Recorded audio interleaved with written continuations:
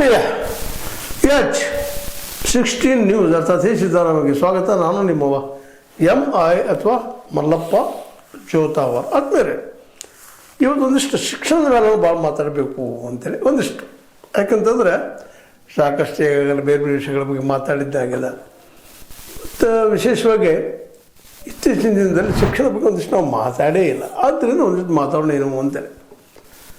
ಯಾಕಂದ್ರೆ ಶಿಕ್ಷಣ ಹೌದು ಇವತ್ತು ಸಾಕಷ್ಟು ಜನ ಕಲಿತಾ ಇದ್ದಾರೆ, ಅನುಕೂಲಗಳಿದ್ದಾವೆ. ಆದರೆ ಈ ಶಿಕ್ಷಣ ಇವತ್ತು ಒಂದು ರೀತಿ ವೈಚಾರಿಕವಾಗಿದ್ದರೂ ಸಹ ನಮ್ಮಲ್ಲಿ ಒಂದಿಷ್ಟು ಏನೇನೋ ಬೆಳವಣಿಗೆಗಳು ಆಗ್ತಾ ಇದ್ದಾವೆ.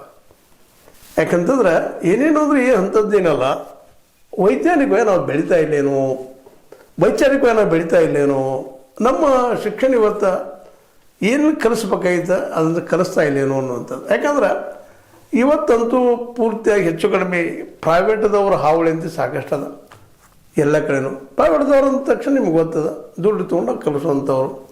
ಮತ್ತು ಅವ್ರು ತಪ್ಪಂತೂ ಅಲ್ಲಿಗೆ ಬರೋದಿಲ್ಲ. ಯಾಕಂದ್ರೆ ಪಾಪ ಅವರಿಗೆ ಸರ್ಕಾರದಿಂದಾಗಲಿ ಇನ್ನುಳಿದವರಿಂದಾಗಲಿ ಯಾವುದೇ ರೀತಿ ಸಹಾಯ ಸಹಕಾರ ಇರುವುದಿಲ್ಲ ಅಂದಾಗ ಅಲ್ಲಿ ಅವ್ರ ಮೆರಿಟಿನ ಕಾರಣ ಅವರ ಏನಪ್ಪ ಅಂದ್ರೆ ಎಕ್ಸಾಮ್ಗಳು ಅದ್ರಲ್ಲಿ ಮುಖ್ಯವಾಗಿ ಏನಪ್ಪ ಅಂತಂದ್ರೆ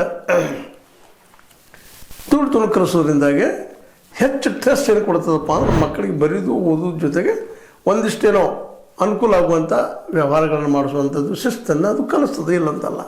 ಆದರೆ ಇದೆಲ್ಲ ಯಾರಿಗೆ ಅಂತಂದ್ರೆ ಈ ಶಿಕ್ಷಣ ದುಡ್ಡಿದ್ದಂಥವ್ರಿಗೆ ಅಂತ. ದುಡ್ಡಿಲ್ಲಂಥ ಮಕ್ಕಳಿಗೆ ಇವತ್ತು ಶಿಕ್ಷಣ ಸಿಗ್ತಾ ಇದೆ ಅನ್ನೋದ್ರೆ ಐತಿಲ್ರಿ, ಸರ್ಕಾರಿ ಶಾಲೆಗಳಿದ್ದಾವೆ, ಅದ್ರ ಜೊತೆಗೆ ಮಧ್ಯಾಹ್ನದ ಬಿಸಿ ಊಟದ ನಾವೆಲ್ಲನೂ ಇವತ್ತು ಮಾತಾಡ್ತೀವಿ, ಮತ್ತು ಸಚ್ಚಿರೋದ ಇಲ್ಲಂತಲ್ಲ. ಆದರೆ ಈ ಶಿಕ್ಷಣ ಎಷ್ಟರ ಮಟ್ಟಿಗೆ ನಮ್ಮನ್ನು ಡೆವಲಪ್ ಮಾಡಲಿಕ್ಕಂತೈತಿ ಇವತ್ತು ಕಾಂಪಿಟೇಟಿವ್ ಜಗತ್ತಿನಲ್ಲೇ ಅಂತೇಳಿ. ಇವತ್ತು ಯಾಕಂದರೆ ಕಲಿತಂಥ ಅನೇಕ ಮಕ್ಕಳು ನಾವು ನೋಡ್ತಾ ಇದ್ದೀವಿ. ಪಾಪ ಅದರಲ್ಲೂ ಮಾತೃಭಾಷೆ ಮಾಧ್ಯಮದಲ್ಲಿ ಕಲಿತಂಥ ಮಕ್ಕಳು ನೋಡಿದಾಗ ಸಹಜವಾಗಿ ಅವ್ರಿಗೆ ಅವಕಾಶಗಳು ಕಡಿಮೆ ಆಗ್ತಾ ಇದ್ದಾವ ಅನ್ನುವಂಥದ್ದು. ಅವಕಾಶ ಮುಂದಿನ ಮಾತು.